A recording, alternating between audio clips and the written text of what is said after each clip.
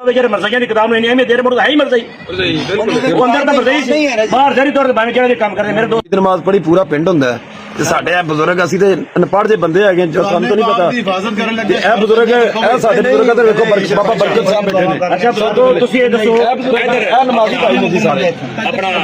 ए नमाजी भाई ने ए बैठे ने ए सारे ए पंज वक्त नमाज पढ़दे ने ਇਹਨਾਂ ਨੂੰ ਜ਼ਿਆਦਾ ਬਿਹਤਰ ਇਹ ਜਾਣਦੇ ਨੇ ਕਿ ਇਹਨਾਂ ਨੇ ਕਦੋਂ ਵੇਖਿਆ ਕੀ ਕੀਤਾ ਉਸ ਵਾਰ ਜਦੋਂ ਵੇਖਿਆ ਇਹਨਾਂ ਨੂੰ ਮੁਖਾਤਬ ਕੀਤਾ ਇਮਰਾਨ ਨੇ ਇਹ ਭਾਈ ਕਿਤਾਬ ਹੈ ਇਹ ਪੱਲਾ ਲਮ ਕਿੰਨਾ ਦੀ ਕੀ ਹੈ ਉਹਨੇ ਥੋੜਾ ਬਹੁਤਾ ਨੁਕਤਾ ਨੇ WhatsApp ਇਹਨਾਂ ਨੂੰ ਕੀਤਾ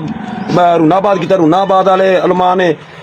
ਮੀਆਂ ਸਾਹਿਬ ਨੂੰ ਦੱਸਿਆ ਉਸ ਤੋਂ ਬਾਅਦ ਅੱਗੇ ਜਿਵੇਂ ਜਿਵੇਂ ਪਤਾ ਲੱਗੇ ਉਸ ਟਾਈਮ ਫਿਰ ਇਹਨੂੰ ਗ੍ਰਿਫਤਾਰ ਕੀਤਾ ਜਨਰਲ ਬਾਜਾ ਸਵਾਲ ਹੈ ਇੱਕ ਦੁਬਾਰੇ ਫਿਰ ਵੀ ਜਿਹੜਾ ਉਹ ਨਾਮ ਤੇ ਪਕੜਾ ਗਿਆ ਉਹਦਾ ਨਾਮ ਕੀ ਸੀ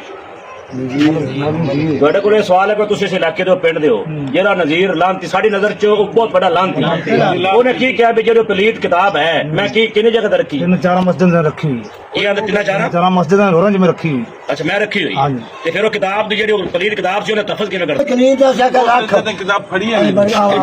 ਇੱਥੇ ਮਸਜਿਦ ਦੇ ਵਿੱਚ ਉਹ ਦਿਨ ਇਹਨਾਂ ਨੇ ਕਿਤਾਬ ਰੱਖਣ ਲੱਗੇ ਨੇ ਥੱਲੇ ਉਹਨਾਂ ਜੀ ਨਾ ਜੀ ਇਹਨੂੰ ਥੱਲੇ ਨਾ ਰੱਖੀ ਅਸੀਂ ਕੋਲ ਹੀ ਬੈਠੇ ਹੁੰਦੇ ਅਸੀਂ ਆਖਿਆ ਵੀ ਇਹ ਕਿਤਾਬ ਤਾਂ ਪਲੀਤ ਮਸਜਿਦ ਰੱਖਣਾ ਹੀ ਗੁਨਾਹ ਹੈ ਥੱਲੇ ਨਾ ਰੱਖੋ ਉਹ ਆਂਦੇ ਥੱਲੇ ਰੱਖੋ ਅਸੀਂ ਆਖਿਆ ਮਸਜਿਦ ਰੱਖਣਾ ਗੁਨਾਹ ਹੈ ਤੂੰ ਥੱਲੇ ਨਾ ਰੱਖ एक और गल सुनना चाहिए तो आंदा सी कि मैं घरों इत्थे लियांदी है वे उत्थे बच्चे बेहुरम नहीं करदे सी ਜੀ ਜੋ ਤਾਂ ਗੱਲ ਬੈਠੇ ये कीती ना ईद पढ़ के ਅਸੀਂ ਆ ਗਏ ਫਿਰ ਉਹ ਇੱਧਰ ਗਿਆ ਮੈਂ ਉਹਨੂੰ ਸੱਦਿਆ ਮੈਂ ਘਰ ਨਹੀਂ ਗਿਆ ਇੱਥੇ ਬਹਿ ਕੇ ਉਹਨੂੰ ਸੱਦਿਆ ਵੀ ਹਾਂ ਬਈ ਤੂੰ ਇਹ ਜਿਹੜਾ ਫਿਤਨਾ ਕਿਵੇਂ ਕਰਕੇ ਖਿਲਾਰੀ ਫਿਰਨਾ ਕੀ ਕੀਤੀ ਫਿਰਨਾ ਕੀ ਸ਼ਾਇਦ ਮੈਂ ਕਿਹਾ ਵੀ ਕਿਤਾਬ ਲਿਆਇਆ ਕਦੋਂ ਕਹਿੰਦਾ ਜੀ 2 ਸਾਲ ਹੋ ਗਏ ਮੈਂ ਕਿਤਾਬ ਲਿਆਇਆ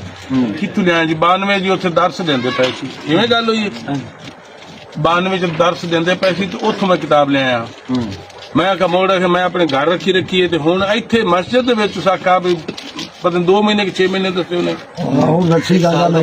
ਮੈਂ ਇੰਨਾ ਚਿਰ ਹੋ ਗਿਆ ਤੇ ਇਹ ਮੇਰੇ ਕੋਲ ਗਾਇਬ ਹੋ ਗਈ ਸੀ ਕਿਤਾਬ ਅੱਛਾ ਤੇ ਇਹ ਫਿਰ ਪਈ ਸੀ ਕੁਰਾਨਾ ਦੇ ਵਿੱਚ ਕਿਤੇ ਰਲੀ ਤੇ ਉੱਥੋਂ ਇਹ ਮੈਨੂੰ ਲੱਭੀ ਤੇ ਹੁਣ ਮੈਂ ਅਲਮਾਰੀ 'ਚ ਲਿਆ ਕੇ ਤੇ ਰੱਖੀ ਅੱਜ ਚੌਥਾ ਪੰਜਵਾਂ ਦਿਨ ਇਹ ਤਾਂ ਅੱਲਾ ਨੇ ਸਿੱਧਾ ਕੰਮ ਕਰਤਾ ਮੈਨੂੰ ਸਾਨੂੰ ਉਹਦਾ ਕੋਈ ਰਾਤੀ ਰਾਂਝੇ ਨਹੀਂ ਫਿਰ ਵੀ ਗੱਲ ਕਰ ਰਹੇ ਹਾਂ ਇਹ ਲਾਂਤੀ ਇਨਸ਼ਾਅੱਲਾ ਆਦੇ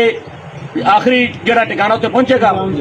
ते आखिरी जेडी कोल किताब ने लईए असि इंशाअल्लाह इस काम दे पिछे जिते जिते होर भी कई जगह किताबां गईयां ये आप दस तिन्ना चारां मसीतां में रखियां ने सामने भी है तुसी लोग दसदा नहीं नहीं ਇੱਥੇ ਮਸਜਿਦ ਨੇ ਨਮਾਜ਼ ਪੰਜ ਵਕਤ ਨਮਾਜ਼ ਪੜ੍ਹਦੇ ਨੇ ਨਮਾਜ਼ ਭਾਈ ਨੇ उस बंदे ने की दसया ਤਿੰਨ ਚਾਰ ਮਸੀਤਾਂ में